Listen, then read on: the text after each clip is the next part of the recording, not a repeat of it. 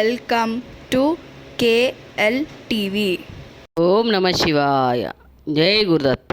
శ్రీమాత్రే నమ. ఈరోజు మనము పంచభూతాలలో ఉన్న శివలింగం గురించి తెలుసుకుందాం.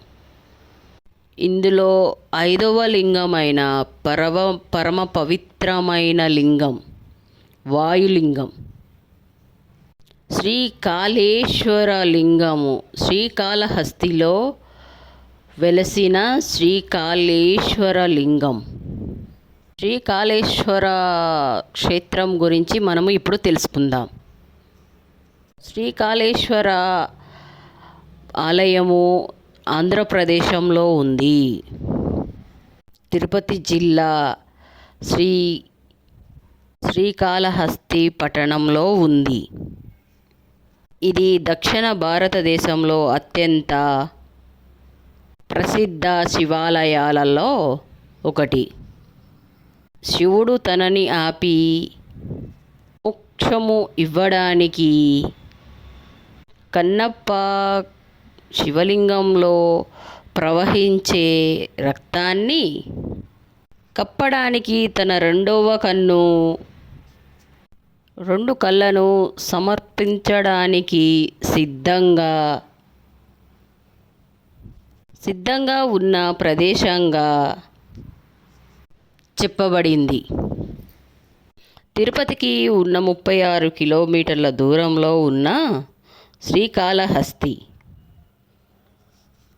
ఆలయంలో పంచభూతాలకి ఒకటైన వాయులింగానికి గాలిలింగం ప్రసిద్ధి చెందింది. ఇది గాలిని సూచిస్తుంది. ఈ ఆలయాన్ని రాహుకేతువుల క్షేత్రంగా దక్షిణ కైలాసంగా పరిగణిస్తారు. లోపలి ఆలయం 5వ శతాబ్దంలో నిర్మించబడింది. బయటి ఆలయం 11వ శతాబ్దంలో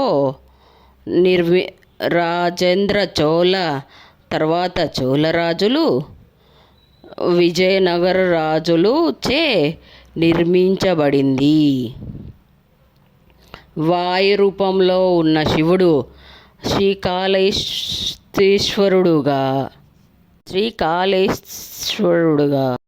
రూపంలో శివుడు కాళేశ్వరుడుగా వాయు రూపంలో శివుడు శ్రీకాళేశ్వరుడుగా శివుడు పూజించబడతాడు. క్షేత్ర పురాణం. స్వర్ణముఖి నదీ తీరాన వెలసిన శ్రీ స్వామి కాళేశ్వరుడు స్వయంభూ లింగము.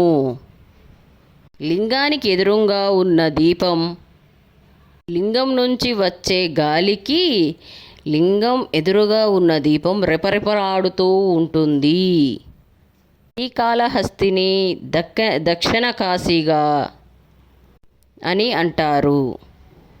ఇక్కడ అమ్మవారు జ్ఞాన ప్రసూనాంబ అంబ త్రలయంలో ఉంటుంది. అంబ త్రయాలలో ఒకరు. ఇక్కడ శివలింగము వత్తుర ఆకారం వలె ఉంటుంది. ఇక చతురస్రాకారంగా కూడా ఉంటుంది. స్థల పురాణాల ప్రకారం ఒక బ్రహ్మకు జ్ఞానం ప్రసాదించిన ప్రదేశము. వశిష్ఠుడు, సాలెపురుగు, ఆవు, ఏనుగు, బూయడు, ఆయని, తిమ్మప్ప, కన్నప్ప, వేశ్యకన్యలు, యాదవరాజులు శ్రీకాళహస్తీశ్వరుడు కాళహస్తి మహత్యం రాసిన దుర్వతి వంటి వారి కథలో ఈ క్షేత్రంలో పెనవేసుకొని ఉన్నాయి. వశిష్ఠుడు, సాలెపురుగు, పాము, ఏనుగు, బోయడు అయిన తిమ్మప్ప, కన్నప్ప, వేశ్యలు, కన్యలు, యాదవరాజు, శ్రీకాళేశ్వర మహత్యము రాసిన దృజ్జటి వారు కథలు ఈ క్షేత్రంలో పెనవేసుకొని ఉన్నాయి.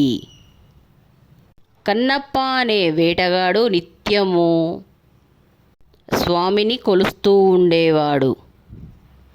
అతని భక్తికి పరీక్షించడానికి స్వామి తన కంటి నుంచి నెత్తురు కార్చాడు. ఒక కంటి నుంచి.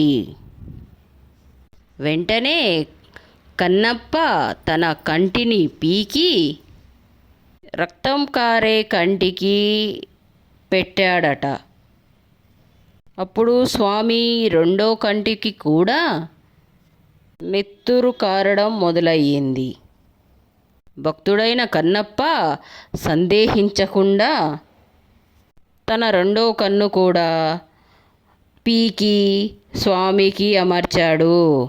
స్వామి ప్రత్యక్షమయ్యి భక్తుడైన కన్నప్పకి ముక్తిని ప్రసాదించాడు. ఈ దేవాలయం చాలా పెద్దది. పైకప్పుపై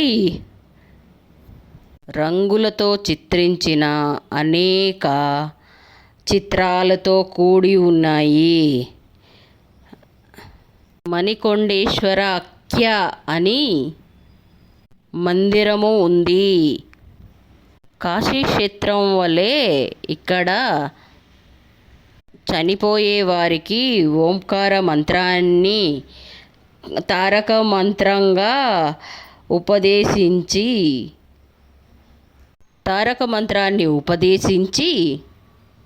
మోక్షము ఇచ్చునని భక్తుల నమ్మకము. దేవాలయ ప్రాంతంలోనే పాతాళ విఘ్నేశ్వరుడు ఆలయము ఉంది. దేవాలయానికి సమీపంలో ఉన్న గల కొండపై భక్త కన్నప్పకు చిన్న ఆలయం నిర్మించారు.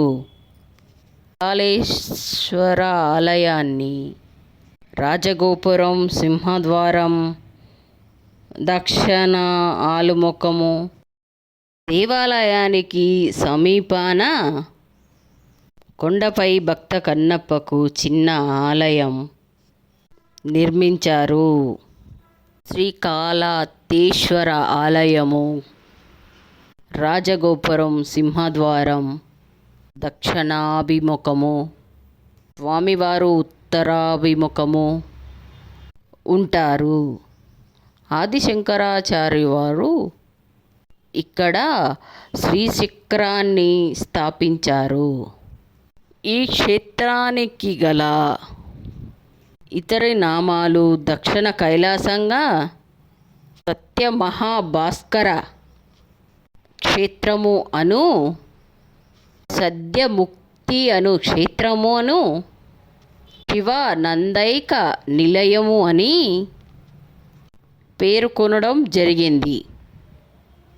మహాశివరాత్రి రోజు ఇక్కడ బ్రహ్మాండమైన ఉత్సవం జరుగుతుంది. ఈ దేవాలయంలోని లింగం వాయులింగం. పంచభూతాలలో ఒకటైన వాయులింగం. ఆలయంలో ఉన్న విశేషం: మహాశివరాత్రి రోజు మరుసటి రోజు రథోత్సవం కన్నుల పండగగా జరుగుతుంది. శ్రీకాళహస్తీశ్వర ఆలయంలో ఆలయ నిర్మాణం ఈ దేవాలయం అన్ని దేవాలయాల్లో అతి పెద్దదైన ఒక దేవాలయం ఇది. ఆలయం లోపల అమ్మవారి సన్నిధిలో ఒక ప్రదేశం నుంచి భక్తులు కొన్ని ప్రధాన గోపురాలను సందర్శించవచ్చు. ఇలాంటి సదుపాయం భారతదేశంలో కేవలం కొన్ని దేవాలయాల్లో మాత్రమే ఉంది. కేతువు సర్పదోషం నివారణ పూజలు ఈ ఆలయంలో విశేషంగా జరుగుతాయి. దేశం నలుమూలల నుంచి వచ్చిన భక్తులు తన దోష నివృత్తి కోసం గావించుకుంటారు. ఇంకా రుద్రాభిషేకం, పాలాభిషేకం, పంచకర్పూరాభిషేకం మొదలైన పూజలు కూడా జరుగుతాయి. శ్రీకాళహస్తీశ్వర ఆ దేవస్థానానికి అనుబంధానికి నెలకొన్న శ్రీకాళహస్తీశ్వర స్వామి సాంకేతిక కళాశాలను 1997లో స్థాపించారు. 4 దిక్కుల దేవుళ్ళు గుడి గర్భాలయంలోని శ్రీకాళహస్తీశ్వర జ్ఞాన ప్రసన్నాంబ విగ్రహము. శ్రీకాళహస్తీశ్వర ఆలయం నిర్మాణంలో ఒక ప్రత్యేకత ఉంది. ఇక్కడ వినాయకుడు, శ్రీకాళహస్తీశ్వరుడు, జ్ఞాన ప్రసన్నాంబ అమ్మవారు, దక్షిణామూర్తి ఒక్కొక్కరు ఒక్కొక్క దిక్కుగా అభిముఖులై ఉన్నారు. ఆలయం దర్శన ద్వారా చతుర్ముఖ సిద్ధి. ఒక్కొక్కరు ఒక్కొక్క దిక్కున అభిముఖులై ఉన్నారు. ఆలయ దర్శనం ద్వారా చతుర్విధ పురుషార్థ సిద్ధి లభించడానికి ఇది సూచన అని భక్తుల విశ్వాసము. పాతాళ గణపతి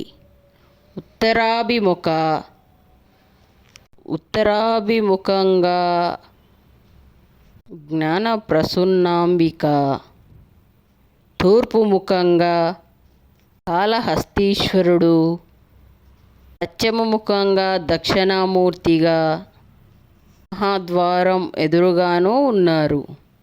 శ్రీకాళహస్తీశ్వరులోని శివలింగం పంచభూతాలలో వాయులింగంగా ప్రసన్నొంది. కాంచీ ఏకాంబరలింగము కాంచీలో ఉన్న ఏకాంబరేశ్వరుడు లింగం, శ్రీరంగంలో ఉన్న జంబుకేశ్వరుడు జలలింగం, అరుణాచలంలో తేజోలింగం, చిదంబరంలో ఆకాశలింగం. స్వామి వాయుతత్వాన్ని రూపానికి నిదర్శనానికి గర్భగుడిలో కుడివైపున ఉన్న 2 దీపాలు ఎప్పుడూ చెలిస్తూ ఉంటాయని చెబుతారు. గోపురాలు ఆలయానికి 4 దిక్కులా 4 గోపురాలు ఉంటాయి. 124 అడుగుల ఎత్తులో రాజగోపురం కృష్ణదేవరాయలు కట్టించారు. కృష్ణుడు స్వామి గ్రామోత్సవం ఈ రూపం నుంచే బయలుదేరుతుంది. ఆలయానికి చేరుకోవడానికి ముందే తేరు వీధికి ఎదురుగా ఉన్న విశాల గోపురం నుండి వస్తాడు. జంగమ రూపుడైన శివుణ్ణి సేవించి బిచ్చమును తెచ్చి కట్టించిందంట. ఈ గోపుర నిర్మాణం యాదవ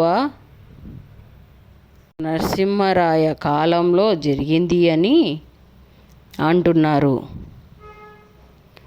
తూర్పు గోపురాన్ని జ్ఞాన ప్రసూనాంబిక గోపురమునని ఉత్తర గోపురాన్ని శివయ్య గోపురము అనగా పశ్చిమ గోపురాన్ని తిరుమంజన గోపురం అని అంటారు. తిరుమంజ గోపురానికి కుడివైపున సూర్య పుష్కరిణి, ఎడమవైపున చంద్ర పుష్కరిణి ఉన్నాయి. స్వామి అభిషేకానికి వంటకు నీటిని సూర్య పుష్కరిణి తీసుకెళ్తారు. ఈ గోపురం నుండి స్వర్ణముఖి నదికి వెళ్ళవచ్చు. దక్షిణ గోపురం నుండి వక్త కన్నప్ప గుడికి, బ్రహ్మ గుడికి వెళ్ళవచ్చు. ఇతర శివలింగాలు, పరివార దేవతలు, అనేక శివలింగాలు మహర్షులు దేవతలచే ప్రతిష్ఠించబడిన భావిస్తారు. భృమహర్షి అర్ధనారీశ్వర లింగము, అగస్త్యుడు, నీలకంఠేశ్వరుడు, ఆత్రేయుడు, మణికంఠేశ్వర లింగము, వ్యాసుడు, మార్కండేయ, మృత్యుంజయేశ్వర లింగము, రాముడు, పరశురాముడు, ఇంద్రాది దేవుళ్ళు, సప్త ఋషులు, యమధర్మరాజు, చిత్రగుప్తులు, ధర్మరాజు ప్రతిష్ఠించవలే ఈ లింగాలు ఉన్నాయి. వర్షాల కోసం మృత్యుంజయేశ్వరుడుకు సహస్రలింగాభిషేకం చేస్తారు. కాశీ విశ్వేశ్వరుడు మూర్తిలింగమై ఇక్కడ వెలిశాడు. ఇక్కడ క్షేత్రపాలకుడు కాలభైరవుడు. వివిధ గణపతి మూర్తులు, సుబ్రహ్మణ్య స్వామి, సూర్య, శని గ్రహమూర్తులు ఉన్నారు. వెంకటేశ్వర స్వామి, వరద స్వామి, వీర రాఘవ స్వామి వృద్ధులు ఉన్నారు.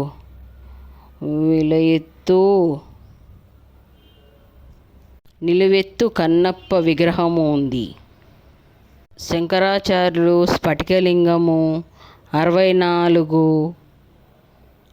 నాయన్లర లోహ విగ్రహాలు ఉన్నాయి మండపంలో. ఆలయంలో శిల్పాలు, కళతో శోభించే స్తంభాలు, మండపాలు ప్రత్యేకంగా లభిస్తాయి అని, ఇంకా వర్ణ చిత్రీకరణ ఉన్నాయి. అక్కడ నగనేశ్వరుడు మండపము, గుర్రపు సాని మండపము, 100 కాళ్ళ మండపము, రాయల మండపము, 14 కాళ్ళ మండపము, కోట మండపము, వాటిలో కొన్ని 100 కాళ్ళ మండపము, చక్కని శిల్పాల నిలయము, 16 కాళ్ళ మండపములో 1529 కాలంలో అచ్యుత దేవరాయలు, కృష్ణదేవరాయలు పట్టాభిషేకం జరిగింది. అమ్మవారి ఆలయం ఎదురుగా స్తోత్ర ముఖద్వారంలో చక్కటి అమ్మవారికి ఆలయానికి ఎదురుగా పైకప్పున చక్కటి చిత్రాలు ఉన్నాయి. రాహుకేతువ క్షేత్రమని ప్రసిద్ధి చెందింది. పుత్రశోకానికి గురైన వశిష్ఠ ముని మహర్షిని పరమేశ్వరుడు పంచముఖి నాగలింగేశ్వరుడుగా దర్శనము ఇచ్చాడట. ఆ నాగరూపమే బ్రహ్మదేవుడు కూడా అర్చించాడట. ఈ నాగరూపంలో ఉన్న ఈ క్షేత్రానికి రాహుకేతు క్షేత్రము అని వచ్చింది. సర్పదోషాలు, కేతువుల దోషాలు నివారణ కొరకు ఈ స్వామిని పూజిస్తే వాటి కవచము, అలంకరణ కవచము, ఓకారాలు చేస్తూ ఉంటారు మండపాలు. పరమేశ్వరుడు పంచముఖ నాగలింగేశ్వరుడుగా దర్శనము ఇచ్చాడు. ఆ నాగరూపమునే బ్రహ్మదేవుడు కూడా అర్చించాడట. ఈ నాగరూపం కారణంగా ఈ క్షేత్రానికి రాహుకేతువ క్షేత్రాన్ని పేరొందింది వచ్చింది. సర్పదోషాలు, రాహుకేతువ గ్రహాల కోసం స్వామిని పూజిస్తారు. స్వామి కవచము, నవగ్రహాల కవచము, మండపాలు. దక్షిణమూర్తి దక్షిణాభిముఖంగా ఉన్న ఆలయంలో ప్రవేశించి ద్వారం నుండి లోనికి ప్రవేశించగానే ఉత్తరముఖంగా కొలువై ఉన్న దక్షిణామూర్తిని దర్శించవచ్చు. దక్షిణామూర్తి పూజలు అందుకోవడం కారణంగా ఇది జ్ఞాన ప్రధానమైన క్షేత్రము అయ్యింది. పాతాళ గణపతి ఆలయము. ప్రదేశ ద్వారమందు పాతాళ గణపతి ఆలయం ఉంది. ఇందులో ప్రవేశం ఒకరికి మాత్రమే ఉంది. మెట్ల ద్వారా లోనికి వెళ్ళేందుకు సన్నని సందు వంటి మార్గము లోనికి ఉంది. దాదాపు 20 అడుగు లోతు వరకు ప్రయాణించిన పిదప గణపతి విగ్రహము ఉంది. ఈ స్వామి కోరికలు తీర్చేవాడు ప్రసిద్ధి. పండుగల విషయానికి వచ్చేసరికి మహాశివరాత్రి బ్రహ్మోత్సవాలు వారం రోజుల పాటు అంగరంగ వైభవంగా జరుగుతాయి. ఈ రోజులలో ఆలయంలో లోపల కాకుండానే 4 ప్రధాన ద్వారాల వీధులైన నెహ్రూ వీధి, కుంకాల వీధి, తేరు వీధి, నగరి వీధుల్లో కిటకిటలాడుతూ ఉంటాయి. చుట్టుపక్కల గ్రామాల నుంచే కాక పక్క రాష్ట్రాలైన తమిళనాడు, కర్ణాటక నుంచి కూడా విశేష సంఖ్యలో భక్తులు రాగలుగుతారు. ఈ ఉత్సవము ప్రధానమైన 3 రోజులు ఆర్టీసీ ప్రత్యేక బస్సులు సర్వీసులు కూడా నిర్వహిస్తుంది. అన్నిటికన్నా ఎక్కువగా మహాశివరాత్రి రోజున సుమారు 1,00,000కు పైగా భక్తులు స్వామి దర్శనార్థం విచ్చేస్తారు. ఈ రద్దీని తట్టుకోవడానికి ఆలయ అధికారులు ప్రత్యేక ఏర్పాట్లు చేశారు. మహాశివరాత్రి పర్వదినాన జరిగే నందిపై ఊరేగింపుని కన్నుల పండుగగా ఉంటుంది. నంది వాహనం ఎక్కి ఊరేగు శివుడి అనేక జానపద కళా బృందాలు ప్రదర్శించే కళలు చూపించే విశేషంగా ఆకట్టుకుంటాయి. మహాశివరాత్రి తర్వాత రోజు జరిగే రథయాత్రలో కూడా ప్రజలు అధిక సంఖ్యలో పాల్గొంటారు. ఇంకా నారదు పుష్కరాలు జరిగే తెప్పోత్సవం కూడా ఉత్సవాలలో ప్రధాన వేడుక. అందంగా అలంకరించిన తెప్పలపై స్వామివారిని, అమ్మవారిని కోనేటిలో విహారము చేయిస్తారు. పట్టణము నడిబొడ్డులో గల పెళ్లి మండపంలో జరిగే కళ్యాణోత్సవంలో వేలాది భక్తులు పాల్గొంటారు. పెద్ద ఖర్చులు భరించి పెళ్లి చేసుకోలేని పేదలు స్వామి అమ్మవారి కళ్యాణంతో పాటుగా పెళ్ళి చేసుకోవడం ఆనవాయితీగా మారింది. మీకు ఈ విషయం తెలుసో తెలియదో కానీ మీకు తెలియజేయాలని నా ప్రయత్నం అండి. అదేంటంటే శ్రీకాళహస్తి క్షేత్రంలో గుడిలో దైవాన్ని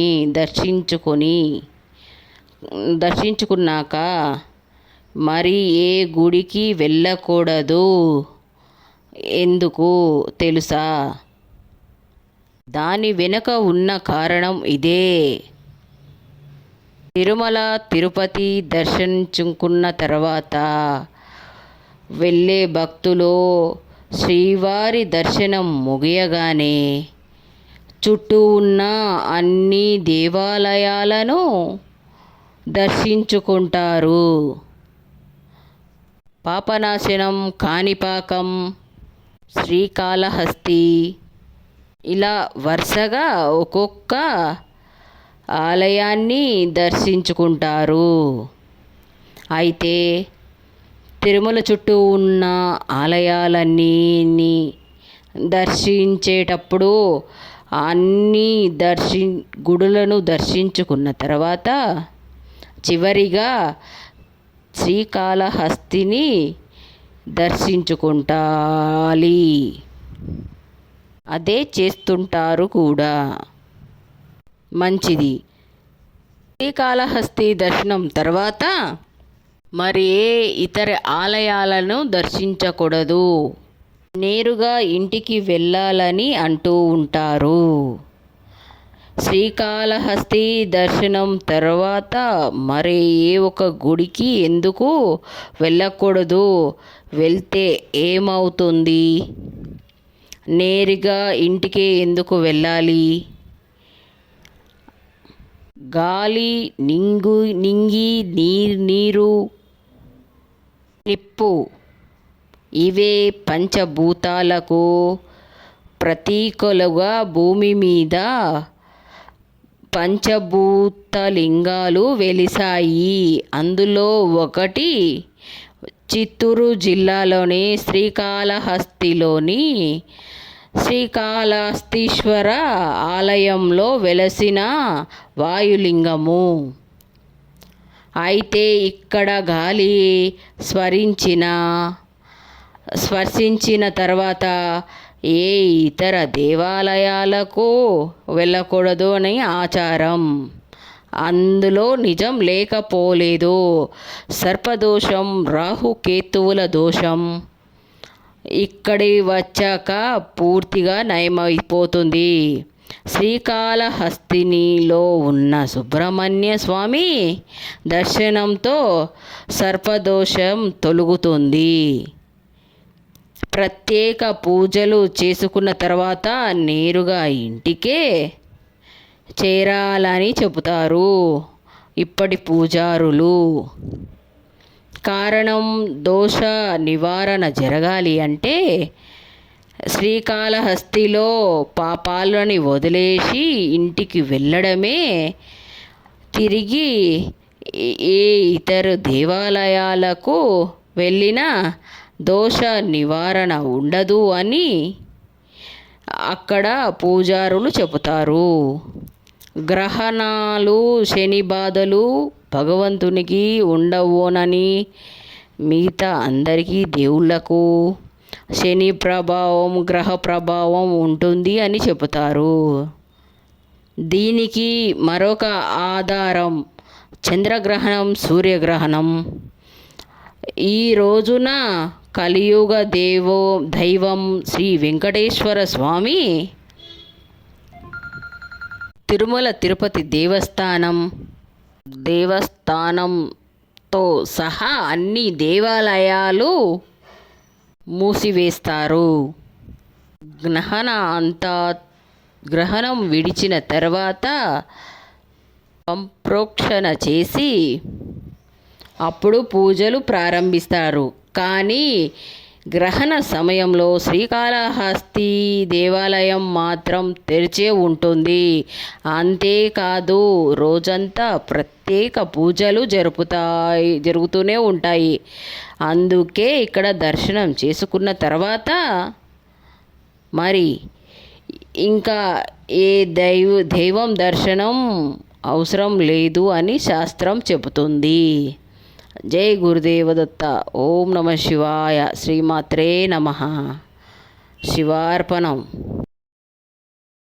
If you like this video, please like, share, subscribe. Thank you very much for watch this video.